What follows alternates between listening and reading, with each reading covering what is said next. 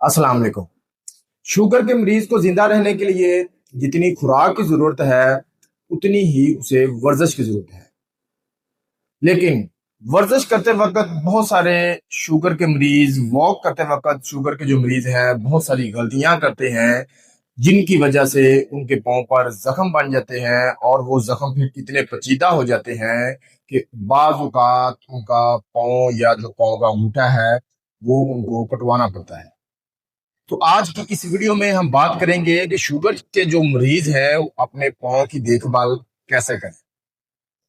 तो सबसे पहली बात, कभी भी नंगे पैर ना चले, चाहे घर हो या घर से बाहर, क्लीन हो या बेशक घास वाली जो ग्राउंड है वो, कभी भी आपने नंगे पाँव वॉक नहीं करना। नंबर 2, कभी भी तंग जूता या चप्पल ना पहने, चाहे वो जितनी मर्जी महंगी जो है वो जूता हो, कभी भी आपने तंग जो है वो नहीं पहनना।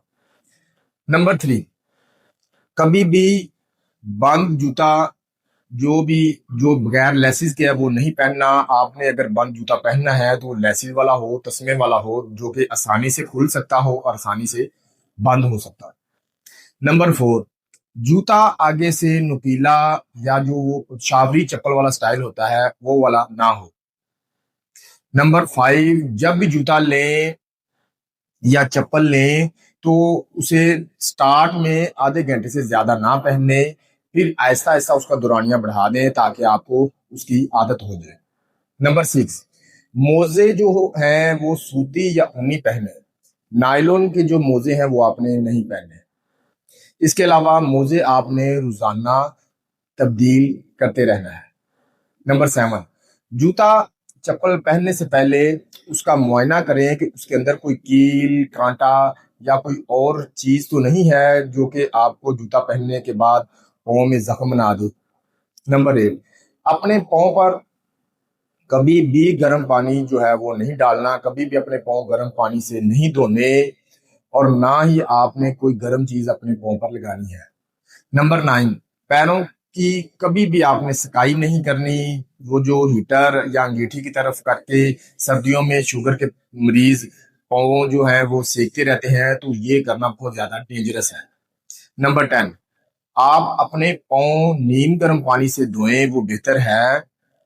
खास तौर पर सर्दियों में अगर आप ठंडे पानी से नहीं धो सकते तो नीम गर्म पानी से धोएं, लेकिन पानी का दर्जा हरारत आपने घर में किसी दूसरे शख्स से चेक करवाना है, क्योंकि शुगर के जो मरीज होते हैं उनका शुगर की वजह से अक्सर पाँव जो होते हैं वो सुन्न होते हैं और उन्हें इस चीज का एहसास नहीं होता कि पानी कितना ज्यादा गर्म है।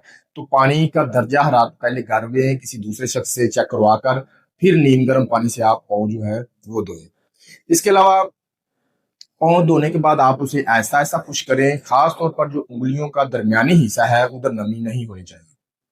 अगर पाँव धोने के बाद आप पाँव जो है वो अच्छी तरह खुश्क नहीं करेंगे, खास तौर पर उंगलियों का जो दरमियानी हिस्सा है वो अच्छी तरह खुश्क नहीं करेंगे, तो वहाँ नमी रहेगी और नमी रहने की वजह से वहाँ फंगस लग सकती है और फंगस लगने की वजह से उंगलियां जो है वो अंदर से गल सकती है। अगर पाँव पर खुश्की रहती है तो आप पाँव पर ऑयल या पेट्रोलियम जेली लगा सकते हैं, लेकिन उंगलियों के दरमियानी हिस्से पर ना लगाएं, क्योंकि दरमियानी हिस्से पर लगाने से नमी होने की वजह से उंगलियां जो अंदर से गल सकती हैं। इसके अलावा नाखून हमेशा सीधे काटें, गहराई और कोनों की तरफ ना काटें।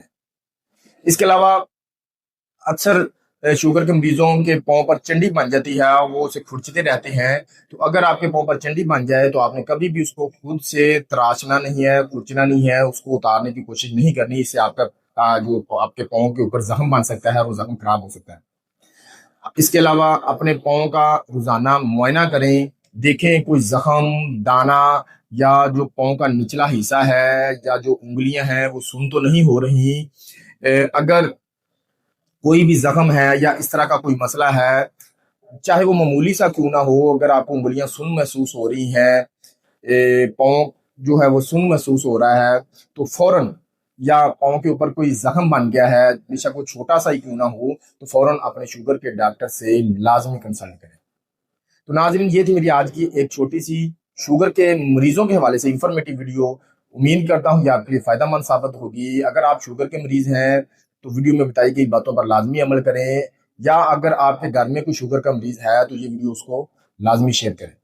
آپ سے ملاقات ہوگی کسی اور ویڈیو میں نئے ٹاپک کے ساتھ. اللہ حافظ.